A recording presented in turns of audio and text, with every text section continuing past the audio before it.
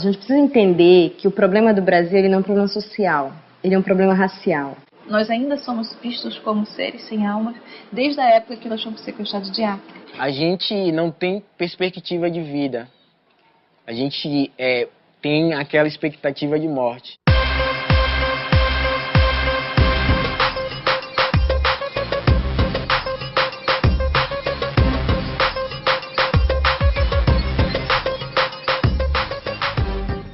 Essa questão do histórico é interessante, porque o histórico está muito ligado à marginalização do negro desde o pré-abolição. Tem um contexto escravagista e aí você liberta os negros, entre aspas, e só que você traz migrantes italianos, alemães, enfim, para trabalharem no país e os negros continuam à margem. Ou seja, foi largado ao Deus dará. Então, isso significa dizer que o racismo ele impera e que a falta de políticas e que as políticas ineficientes está atrelada à questão de raça, à questão de cor. Basta você pegar os índices de jovens que são vítimas de violência, dos jovens que são vítimas dos autos de resistência, dos jovens que não têm escolaridade, né? Então, isso tem cor, tem nome e tem idade. E tem local também, que não é todo local.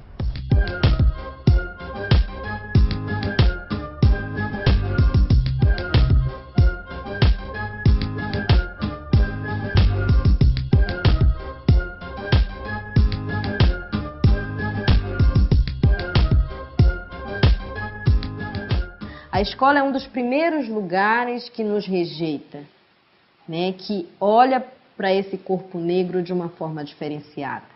O racismo hoje, ele é ilegal e é um crime inafiançável, mas nós, todos os dias, quando saímos para poder ir trabalhar, somos vítimas disso. Né? Na escola que a gente ouve os primeiros apelidos, geralmente na escola, na rua. E isso cresce com a pessoa. Isso vai ficando guardado. Se você está com uma roupa de marca, ou se você está passando por um local, está entrando num shopping center, ali já passam a te olhar diferente. Que você chega no lugar, todo mundo olha para você. Você está caminhando na rua, as pessoas seguram a bolsa ou atravessam. O jovem negro é abordado. Muitas vezes é abordado porque justamente ele está passando por um lugar que não é típico a população negra estar naquele espaço. Mas espera aí, a cidade não é de todos? A Constituição não garante o nosso direito de vir? Então a gente já vive com esse receio, a gente vive aprisionado dentro da comunidade.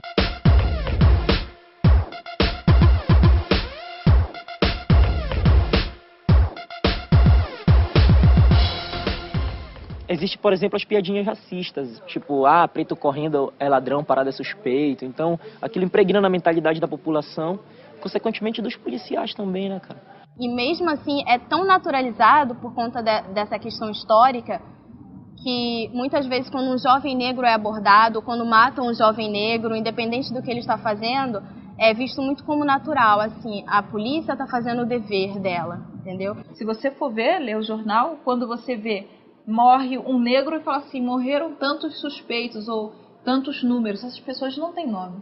Quando morre uma pessoa não negra ou num bairro nobre, essa pessoa tem nome, sobrenome, idade, família.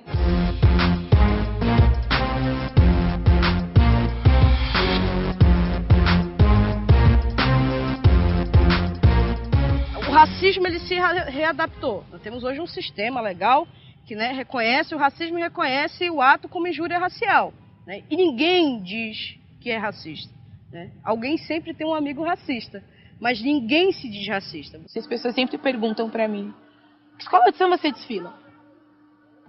Aí eu respondo, por que você não pergunta que curso eu curso na faculdade? Eu acho que esse é estereótipo, né? Em mim nada mais se espera de mim, mulher preta, do que o sambe, que eu rebole. Então a gente vai esbarrando o tempo inteiro, né, numa lógica difícil, perversa, que continua matando, que continua segregando, que continua deixando no lugar da pobreza, ou no lugar da carência, ou no lugar periférico, aí no lugar da falta, esses jovens.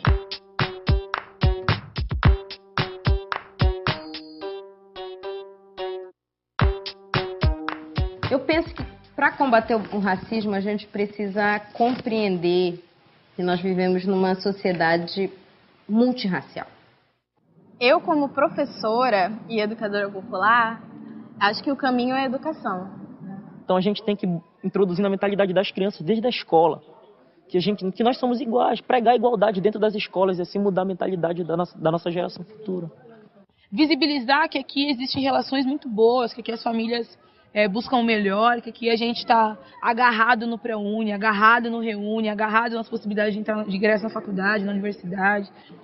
Mostrar para as pessoas que somos negros e negras, que temos os mesmos direitos, que queremos a equidade de direitos da sociedade. O país precisa entender, as pessoas precisam entender que a gente vive de forma conjunta. Então não dá para ter 2 pesos e 2 medidas, não dá para as pessoas serem tratadas pela diferença de cor, não dá para as pessoas serem tratadas pela diferença da orientação sexual. Acho que esse é o primeiro princípio. Nós precisamos ter acesso à universidade, nós precisamos ter acesso a uma educação de qualidade para que nós possamos acessar os outros espaços. E nós possamos ter condições de escolher o que nós queremos ser e não condicionada por uma falta de política. É garantir que as pessoas visibilizem que a gente sonha e que a gente busca isso com muito afinco, que aqui não tem só o crime organizado, e que o crime organizado é um reflexo da falta de política pública nesse espaço. É isso, sabe? Todos aqueles pretos, vamos botar fim no racismo e preconceito. Assim como os malê, vamos grafitar os muros, chamando os bantu, nago, GG. E vem você que nasceu preso, mas na sua mente já se libertou. Não importa se você fala Kimbundu ou Swahili, o importante mesmo é que você fique firme.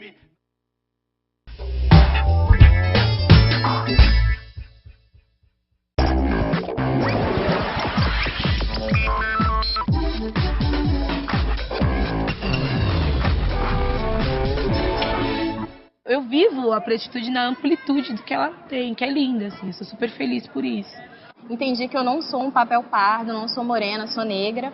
Como diria James Brown, não tem emprego, mas sou alguém. Sou pobre, mas sou alguém. Sou negro e por isso também sou alguém.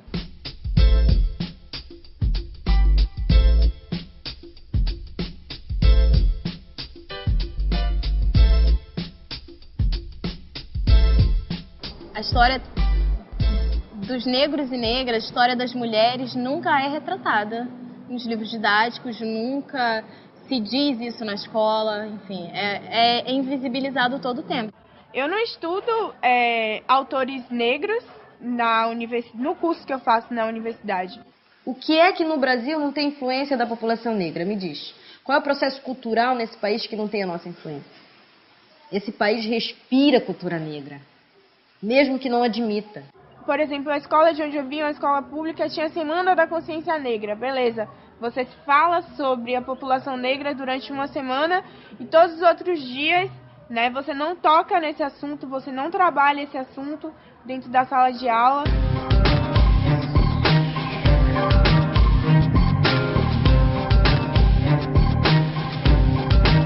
A gente continua vendo o negro, né, nos seus papéis de malandro, nos seus papéis de serviçais, né, ou nos seus papéis de criminosos. Né, são as realidades que a gente ainda encontra na mídia, né, que são as realidades que a gente encontra também na nossa sociedade, reproduzindo essa mídia. A gente tem meio que um modelo de beleza para a sociedade, né? Esse modelo é aquela menina do cabelo liso, da cintura afilada, né?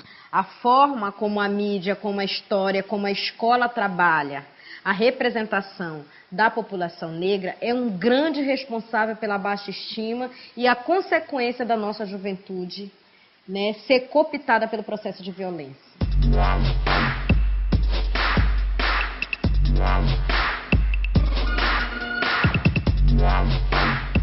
Há tempos atrás, eu ainda assim não me reconhecia como negra, né? Até por conta dessa coisa de ser negro não é uma coisa boa, né? Se alguém dissesse assim, você é tão pretinha, alguma coisa, era uma ofensa. E as minhas declarações eram o seguinte, era morena clara. Eu ainda não me sentia negro, né? Eu entendia que o negro é aquele que tivesse pele mais escura que eu. Minha vida inteira eu estudei em escola pública. E aí a gente podia tentar cotas para escola pública ou para negros e negras. E eu não me reconhecia enquanto. Eu ficava pensando, poxa, mas eu vou tentar para negro e negra, mas eu nem sou tão negra. 12 anos atrás, 13 anos atrás, descobri que eu era negra. E eu descobri que eu sou uma mulher negra e que tenho direitos, sabe? E que se eu não pude acessar meus direitos antes disso, é porque eu não sabia. É porque eu achava que a culpa era minha.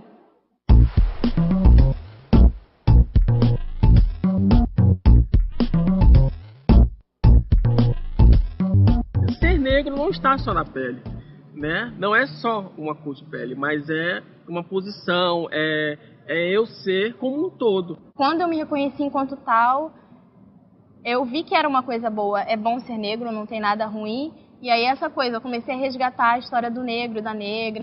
Porque aí tu começa a debater as coisas, né? As coisas da vida em torno. E aí eu percebi também que em torno de mim tinha uma coisa muito grande, o meu quilombo, né?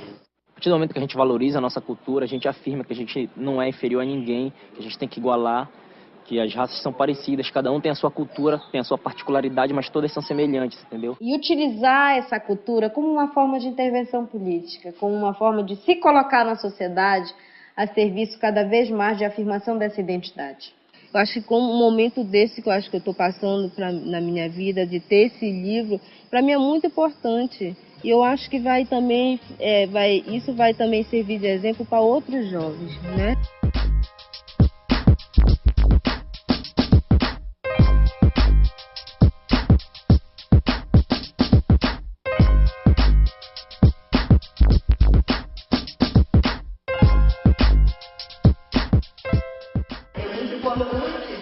Quando a gente passa a registrar os nossos momentos, né? A nossa história. As pessoas tivessem a oportunidade de conhecer. Não estou falando pesquisar, estou falando de conhecer. De passar um dia no quilombo, de entender como as pessoas se organizam, né? Como são as divisões de tarefa, né? Como eles contam as suas histórias, se as pessoas tiverem a oportunidade de ouvir isso. Nossa cultura, a gente costuma dizer que o corpo negro ele fala por si só. Nossos cabelos, nossas indumentárias, né? A nossa forma de viver, nossa forma de comer, né? Tudo isso fala muito. É que às vezes a música que ele está escutando é um black music, ou então é um reggae, tem uma raiz, uma história. Se as pessoas conseguissem visualizar isso, eu acho que elas conseguiriam entender melhor a importância da cultura negra. Hoje a gente tem uma lei que está fazendo 10 anos, que é a Lei 10.639, que trata dessa cultura, da cultura africana, afro-brasileira nas escolas. Mas é difícil. É uma lei que vai fazer 10 anos e a gente não consegue implementar com muito grande resultado.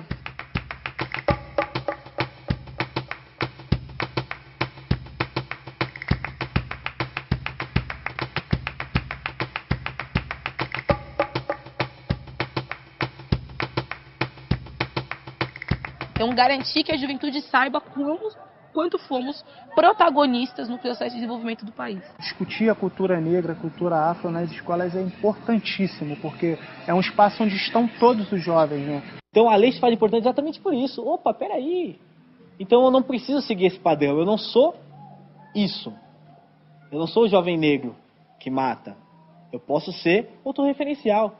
Eu posso ser um artista também, eu posso ser um geógrafo. Eu posso ser um historiador? Eu, enquanto educadora, me sinto super responsabilizada de estar desmistificando isso, assim.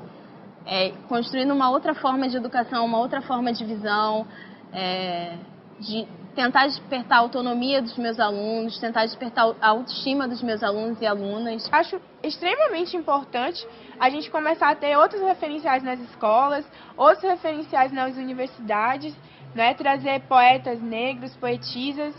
Resgatar Quatune, resgatar Luísa Marim, resgatar Luiz Gama, resgatar André Rebouças, resgatar a contribuição desses grandes nomes que às vezes a gente nem lembra que é negro, ou não sabe que foram negros.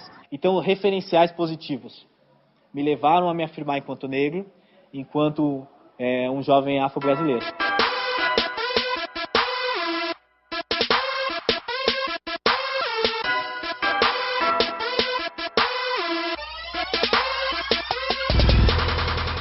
Sou uma jovem negra, lésbica, mulher, linda, com meu cabelo crespo, porque eu posso fazer as minhas tranças. Meu cabelo é crespo, sim. Enfim, meu nariz é nesse formato, sim, porque eu sou negra, eu sou uma negra, tenho uma boca grande, sim. Tem que garantir que a gente coma comidas pretas, fale como preto, andar como preto, porque é uma característica, cada povo tem a sua, né? E a gente tem a nossa. Como eu cito nas minhas músicas, eu falo mais ou menos assim: sou neguinho, sim, sou preto com muito amor. É o que eu acho. Eu tenho orgulho de ser preto, então a gente tem que botar isso, tem que repassar isso para os nossos jovens hoje. Sou neguinho sim, sou preto com muito amor, daquele que olha no espelho e acha foda a sua cor. Não nasci pra tá chamando ninguém de doutor, a minha meta é levantar cada irmão que tombou. Demorou, aí o mundo é nosso neguinho, eu quero tudo como quem não quer nada e no sapatinho. Eu vou chegando de mansinho, sei que eu não tô sozinho, me esquivando da ilusão pra não ficar pelo caminho. Nem tudo que reluz é ouro, parceiro.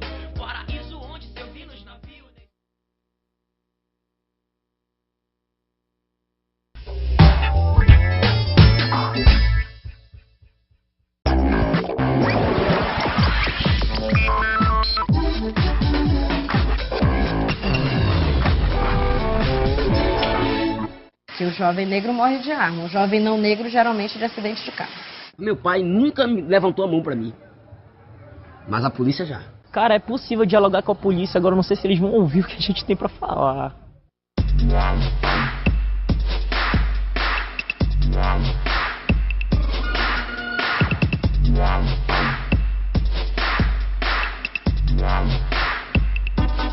A maioria das ações desses policiais, quando nesse sentido do racismo, elas acontecem justamente nesses bairros da periferia. E eles se sentem no direito de entrar na nossa comunidade sem pedir licença, chutar a porta, botar dedo na cara de mãe de família. E esquece que dentro de uma comunidade, dentro de uma favela, existem seres humanos e que existem pessoas trabalhadoras e pessoas que lutam todos os dias para garantir o pão, inclusive pagar o salário da própria polícia.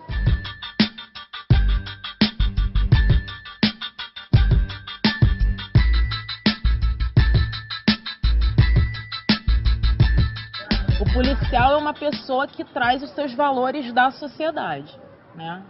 Então, a sociedade é racista, né? A gente ainda tem muito desse contexto racista posto. Qualquer um negro, qualquer um jovem negro que passa na rua, ele já é suspeito, ele já é alguém que precisa ser abordado. Então, a juventude negra ela é o alvo preferencial, porque o Estado nos colocou sempre como um elemento marginal, um elemento suspeito.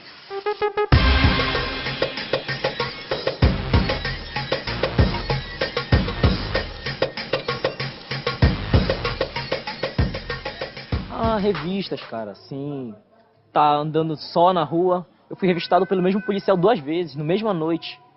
Mas a última, eu tava voltando do trabalho, e de moto, e o policial mandou parar, eu encostei a moto, né, e desci para pegar a documentação e tal, e aí eles começaram a me bater sem nenhum tipo de explicação. Se você sair aqui pelo bairro perguntando aos meninos, de criança a adolescente, não tem um que não tenha tido algum embate, né, alguma situação de violência com a polícia. Inclusive, a gente fez um debate sobre isso, da abordagem policial, quando eles fazem um baculejo na gente, né? Que eles baculejam, né? A simbologia dele te botar de costa, porque ele nem te encara de frente, nem olha nos teus olhos, né? Imagine para um jovem que está chegando agora no mundo, que está conhecendo e que não, a educação ainda não propiciou ele uma vida digna. O que é receber uma tapa na mão de uma polícia, né? Ele fica revoltoso.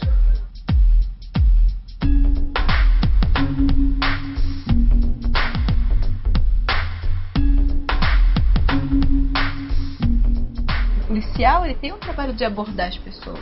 Isso é o trabalho dele e ele deve continuar fazendo. Só que a forma que ele aborda as pessoas é muito diferente. Eu já fui muitas vezes enquadrado com o policial falando palavrão pra mim. Diversas vezes. Porque na orla eles pedem, por favor, dão boa noite ao chegar e ao sair. Porque aqui também não pode ser dessa forma. Somos menos que eles em quê?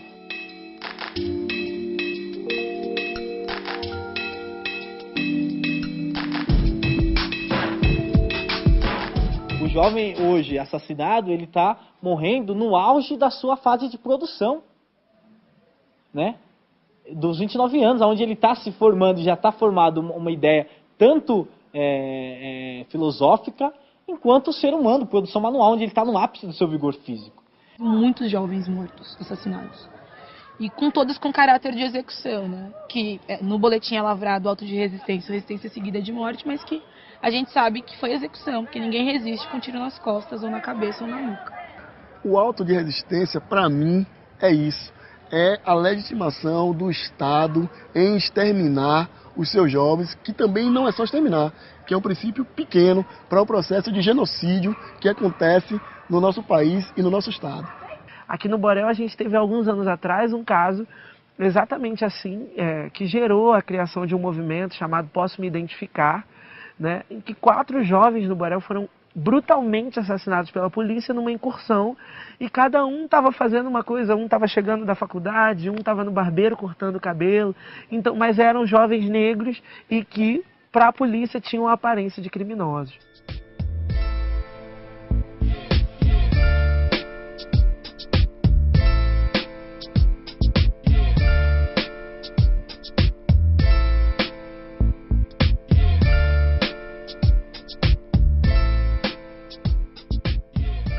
Dialogar com a polícia é possível, mas dialogar com uma outra polícia, não essa. A que está posta não tem diálogo. A que está posta já vem armada até os dentes, ideológica e armamento físico, né, material, para nos dizimar, para nos exterminar.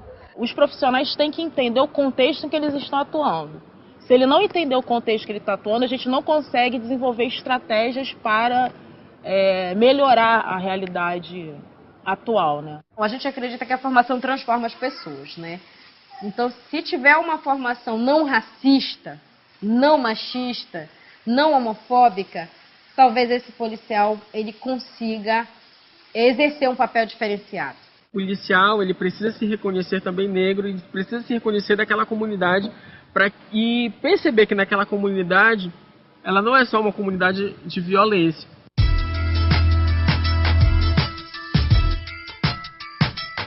O movimento social, nesse momento, tem uma responsabilidade muito grande com a polícia de discutir esse fato e encontrar uma saída conjunta para a gente enfrentar essa situação e modificar de vez no nosso Estado, entendeu? Então, agora é premente o diálogo. Que até o próprio governo entenda e reconheça que exista um extermínio de uma juventude negra, de que esses números, né, eles têm esse recorte muito forte.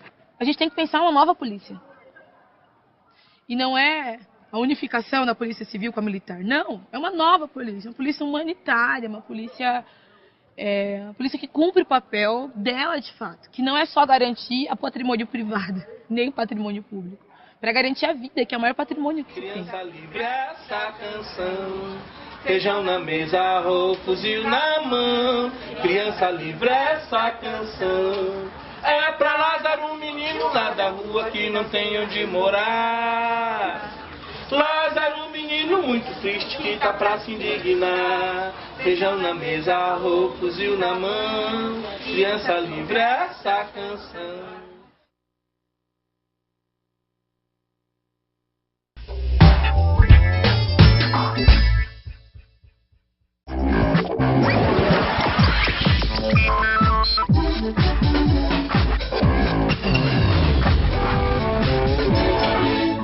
A gente não se mobiliza em prol de algo, a gente se mobiliza em prol da nossa vida. E não vão resolver os nossos problemas se nós não tomarmos os nossos problemas e empunharmos solução. Olha, eu já estou no enfrentamento, né? Mulher preta pobre já está no enfrentamento, já nasci alvo. Cabe a mim optar por lutar ou não.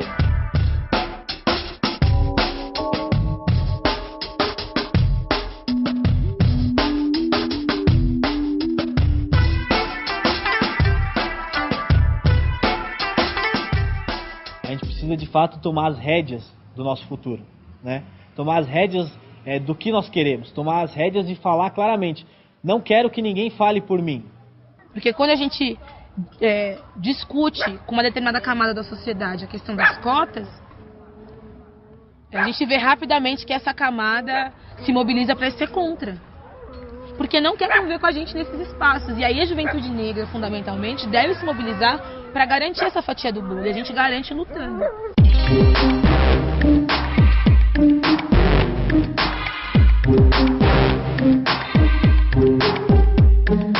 A gente costuma dizer que o processo do genocídio ele acontece de várias formas. Ele não é só da arma, mas é a ausência da política. Começar a olhar para essas situações e não achar que são normais, que é natural, porque não é. Então a gente está acostumado realmente com essa lógica. É a gente que tem que se adequar, né? Quando na verdade não somos nós que temos de nos adequar, né? É o Estado que tem que trabalhar as políticas de formas que elas sejam efetivadas em todas as áreas, em todas as instâncias, que venha do maior ao menor, mas que parta da realidade do menor para o maior. Você vindo, você não está só lutando pelos seus direitos, você está lutando pelos direitos de todos e todas. Você está lutando pelos direitos do seu irmão, do seu primo, da sua amiga, da sua colega de sala de aula, dos teus futuros filhos, dos teus futuros netos. E não é um enfrentamento direto, né? Não é o enfrentamento porque o Estado está armado e aí ele nos mata. É o enfrentamento no campo da intelectualidade, é o enfrentamento no processo de organização.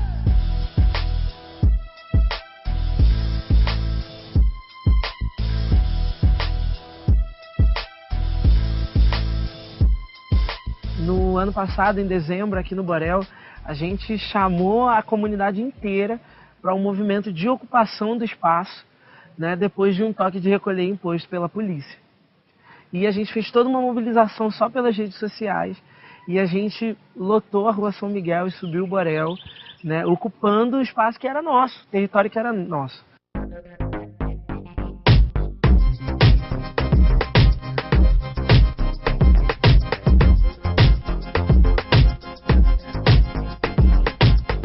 Eu não imaginaria que, por exemplo, a gente teria mais de 1000 pessoas nas ruas do Borel, né, pedindo e reivindicando o seu espaço de volta.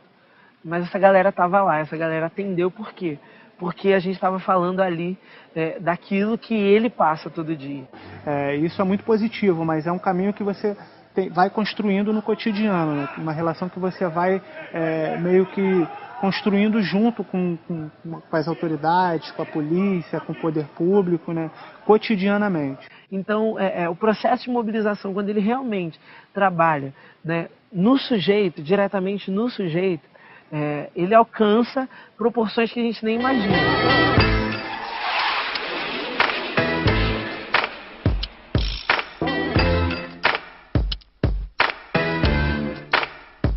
Convencer um jovem, olha, você é negro, você tem tais direitos, você não pode morrer, você não deve aceitar a forma como que está, a gente salva a vida dessa pessoa. E a gente tem que sair do luto para a luta, né? Não dá para chorar, não dá para simplesmente ficar em estado de calamidade. Tem que ir para cima, tem que brigar e tem que fazer valer o que Deus lhe deu. Minha vida não é só minha vida, é nossa vida. Não é uma coisa que uma causa que você chega, não, eu vou abraçar agora e vou largar, deixar por aí, não.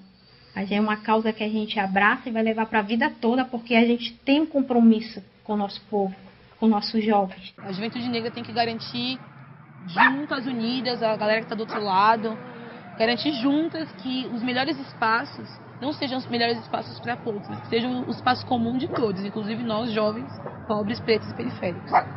A gente não conseguiu as cotas lei porque vou lá dar cota para negada. Não, porque a gente foi lá e lutou. Então a gente tem que identificar o que eu quero, e se o que eu quero não existe, eu vou criar.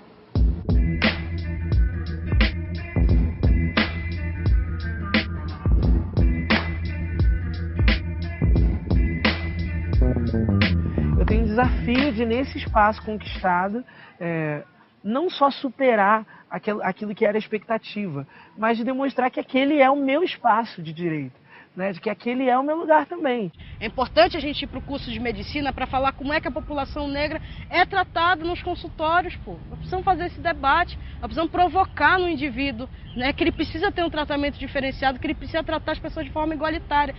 Então eu acho que a gente o negro na universidade é importante, né? Pintar a universidade de várias cores é muito importante porque trava a convivência e a partir da gente eles vão percebendo que aqui na Quebrada tem muita coisa boa. Muita coisa boa. E é isso, eu tô muito feliz, sabe, com a gente tá em 2013 e eu tô vendo ações concretas e eu tô participando de ações concretas. O ponto que eu consegui chegar, eu tô dizendo, olha, vem que é possível, né? Dá para chegar, vamos lá. E exercer esse papel é bastante legal.